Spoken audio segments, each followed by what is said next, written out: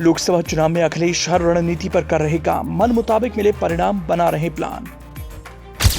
अखिलेश इस बार सपा की जीत की राह में बाधाओं पर दे रहे ध्यान, हर हाल में मुलायम परिवार के सदस्यों को लोकसभा चुनाव जिताने के लिए की ये प्लानिंग। लोकसभा चुनाव 2024 को लेकर समाजवादी पार्टी बीजेपी के बाद सबसे ज्यादा एक्टिव मोड में लग रही है, जिसने यूपी में अपनी कई सीटों पर प्रत्याशियों तक का ऐलान कर दिया।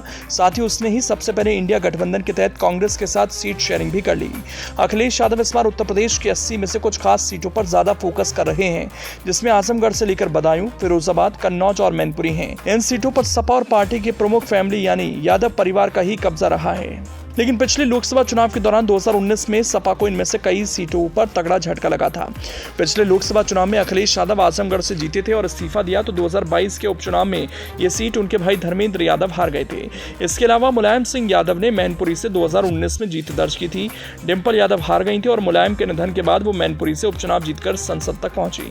2019 के चुनाव में बदायूं से अखिलेश यादव के चचेरे भाई धर्मेंद्र यादव भी चुनाव हार गए थे।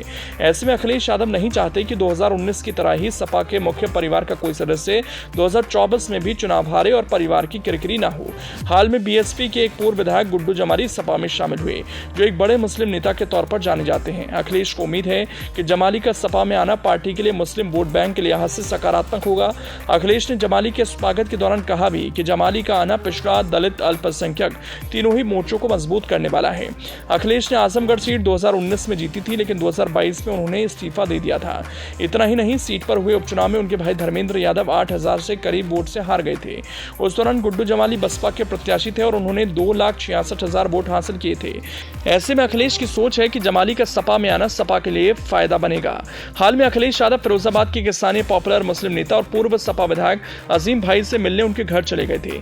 अजीम सपा से नाराज थे क्योंकि उन्हें 2022 के विधानसभा चुनाव में टिकट नहीं मिला था। उनकी पत्नी ने बसपा के टिकट पर चुनाव लड़ा था और काफी वोट काटे थे। इसके चलते बीजेपी के चंद्रसेन जादौन 32,000 के करीब वोटों से जीते थे। फिरोजाबाद में काफी दलित हैं और अखिलेश को उम्मीद है कि राज्यसभा भेजे गए दलित नेता रामजी लाल सुमन के चलते उनके खाते में दलित वोट भी बढ़ेंगे। अखिलेश इस सीट पर भी मुस्लिम दलित यादव कॉम्बिनेशन के जरिए भाई के लिए सीट सेव करने की कोशिश करते नजर आ रहे हैं। सपा ने जब अपने प्रत्याशियों की लिस्ट जारी की थी तो इसमें धर्मेंद्र यादव को मैदान में उतारा गया था, लेकिन 19 फरवरी को 5 बार के सांसद सलीम शेरवानी के सपा के राष्ट्रीय महासचिव पद से इस्तीफा देने के बाद अखिलेश ने धर्मेंद्र की जगह शिवपाल को मैदान में उतारा।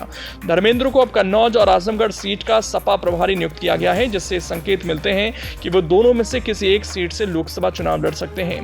पहले ऐसी खबरें थी कि अखिलेश खुद कन्नौज से चुनाव लड़ने की योजना बना रहे हैं और लगातार इस संसदीय क्षेत्र का दौरा कर रहे हैं। उनकी पत्नी डिंपल यादव 2019 में बीजेपी के सुब्रत पाठक से 12,353 वोट के मामूली अंतर से हार गई थी।